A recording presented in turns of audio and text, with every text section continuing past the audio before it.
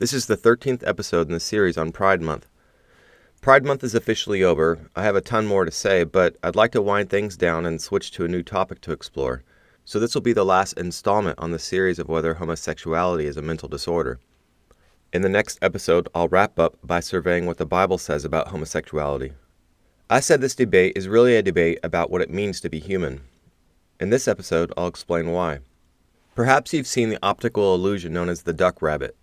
It's a single image which, if looked at one way, appears as a duck, but when viewed in a different way, as a rabbit. Similarly, homosexuality can be viewed as either right or wrong depending upon one's philosophical perspective. This is because mankind can be viewed as either a duck or a rabbit, or as some third or fourth thing, depending on which worldview one uses to answer the basic questions about human origins and nature, or about human purpose and destiny. Muslims and Buddhists, for example, have radically different conceptions of what it means to be human. This is why the lifestyle of a traditional Muslim, insofar as he is consistent with his beliefs, will look different from the lifestyles of traditional Hindus or Buddhists, insofar as they are consistent with theirs. Since modern Americans spend little time trying to understand the major worldviews, they don't really appreciate how deep and wide the ethical differences are among them. When it comes to moral philosophy, we Americans are like people who've lived their entire lives in the same small town. We assume that everyone thinks about right and wrong in the same way as we do. But this is only true on a very high level of abstraction. Yes, virtually everyone says that we should pursue what is good and avoid what is evil, but what is good and what is evil? That's the debate. In New York City, homosexuals are celebrated in public parades. In Iran and Afghanistan, they're hurled to their deaths from high-rise rooftops. Both actions are considered good, at least by the people in those places.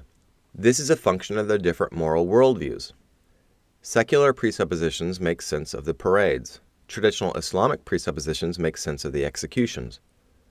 Buddhist presuppositions explain why still others in search of nirvana excuse themselves from all such social and political conflicts and withdraw into the secret chamber of their own private meditations. There's no way to resolve this debate over morality, and hence over homosexuality, without determining which worldview is correct. To be sure, many philosophers have tried to escape this fact. Immanuel Kant and Jeremy Bentham, or in more recent times, John Rawls, have proposed methods for reaching moral agreement without reference to a larger worldview.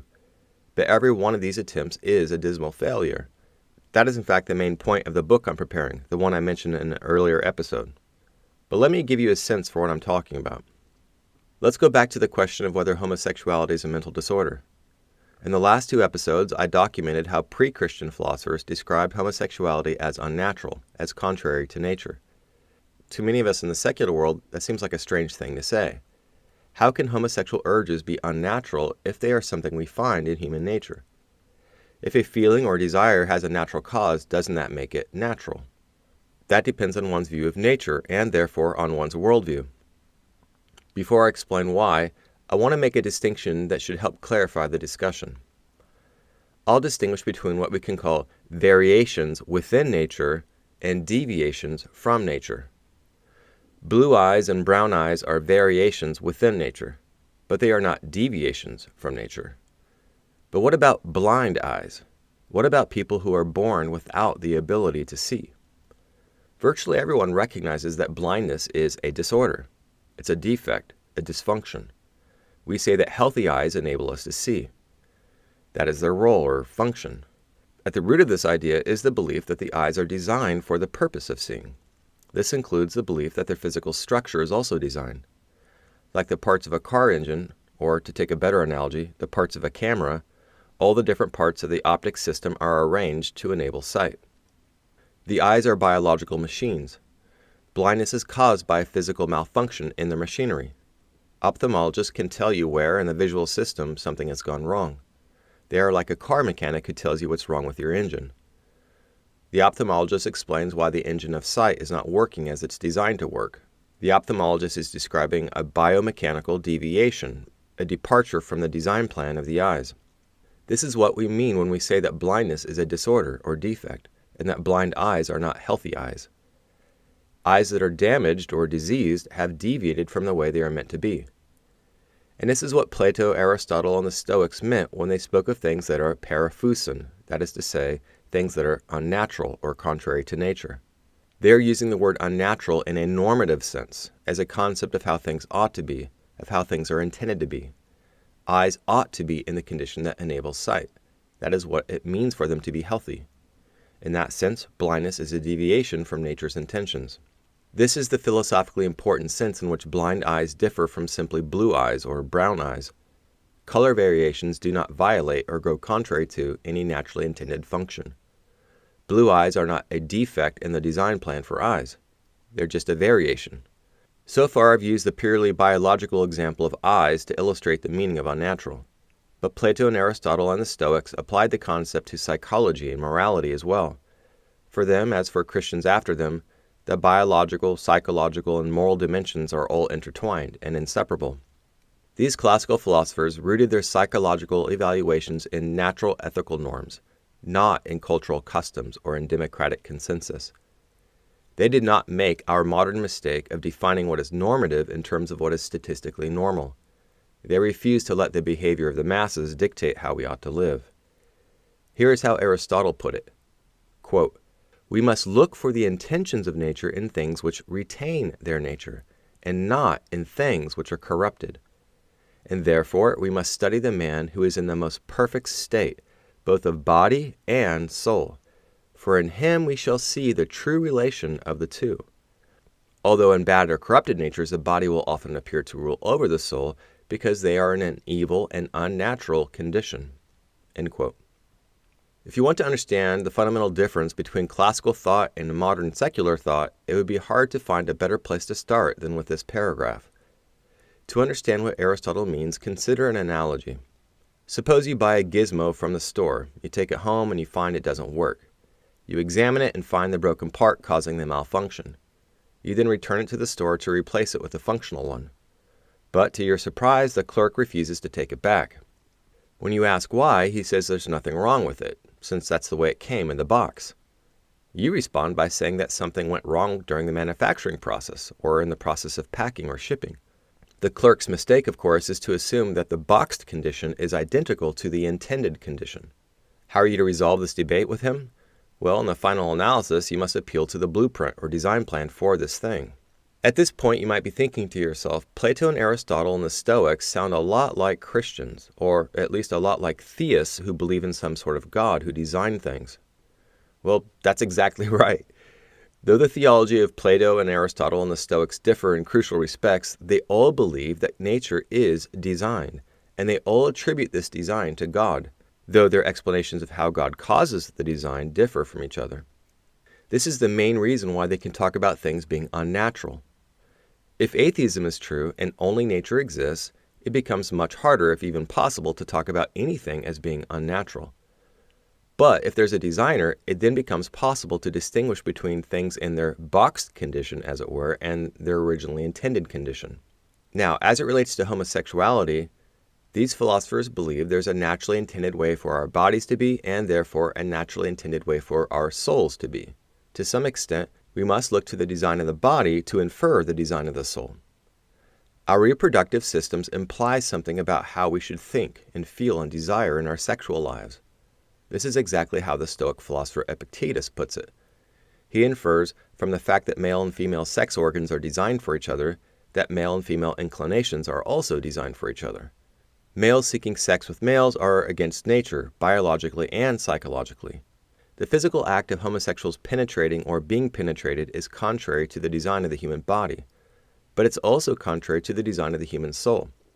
The desire to perform such acts, or to experience such acts, is contrary to the way the human mind is intended to be.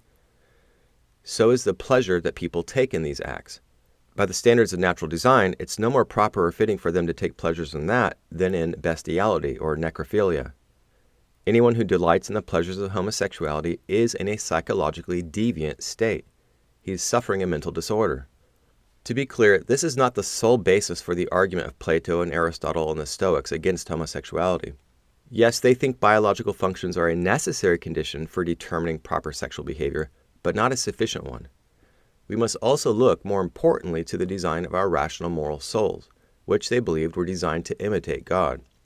Humans are not meant to live like beasts. This is why Plato and Aristotle and the Stoics put so much emphasis on controlling our animal passions.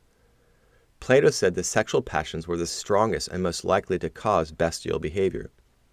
This is pretty much what the sexual revolution and the porn industry have done to modern society.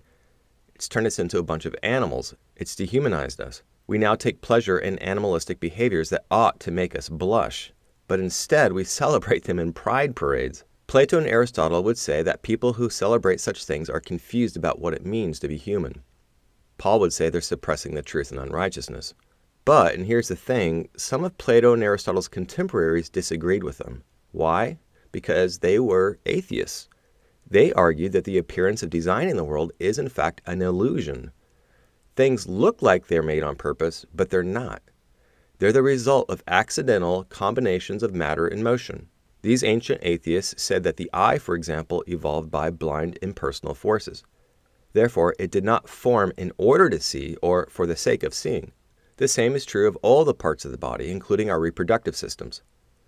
There is no literal design in the penis or the vagina. There's no literally intended way for the parts of the body to function.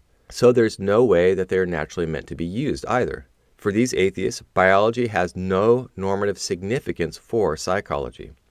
We cannot derive moral norms from atheistic nature. We may not infer from the way things accidentally are anything about the way things should be, and that's because there is no way that things should be. There's only what is. This is why they say that there is nothing that's truly unnatural. Everything is natural. There are no deviations from nature. There are only variations within nature. And this includes homosexuality. It's just one more among millions of other variations. This ancient atheistic view of nature was revived by Charles Darwin. I realize there are a lot of so-called theistic evolutionists, and I can't get into that debate here, but atheistic evolutionists, at least for those who are trained in philosophy, know full well that their anti-theistic view of nature justifies their sexual libertinism. This is why I said that atheism is the genetic mother of the LGBTQ. If you're interested in the details of the history and ideas behind this point, you'll want to get a copy of my book once it's published. I have reams of quotations from atheists who say exactly this. I believe this is why the American Psychiatric Association eventually evolved on their views on homosexuality. It just doesn't make sense to call it a deviation, except in the sense that it deviates from societal standards, from man-made standards, but society changes its standards. It therefore changes its concept of psychological deviation. This is exactly what has happened in the case of homosexuality. There was no new scientific discovery in 1973. It was just a societal change. In fact, if you look at the DSM today, you'll find that the so-called mental health experts have now been reduced to using the absurd social standards of the consent principle and the no-harm principle to define paraphilic disorders. Take a look at DSM-5 and what it has to say about paraphilic disorders. You'll be absolutely shocked. It's clear that we are on a path to renormalizing the sexual practices of the ancient pagan world, including pederasty. But I now want to bring this to a close. Hopefully by now you can see that the debate about homosexuality is really a debate about worldviews. Most people don't know this since they don't think about such things. Alright, so I want to finish up this series on pride by exploring what the Bible has to say. I will look at revisionist readings of the Bible along with the whole idea of the gay Christian movement. Again, if you're enjoying these podcasts, please don't forget to subscribe or to recommend it to others.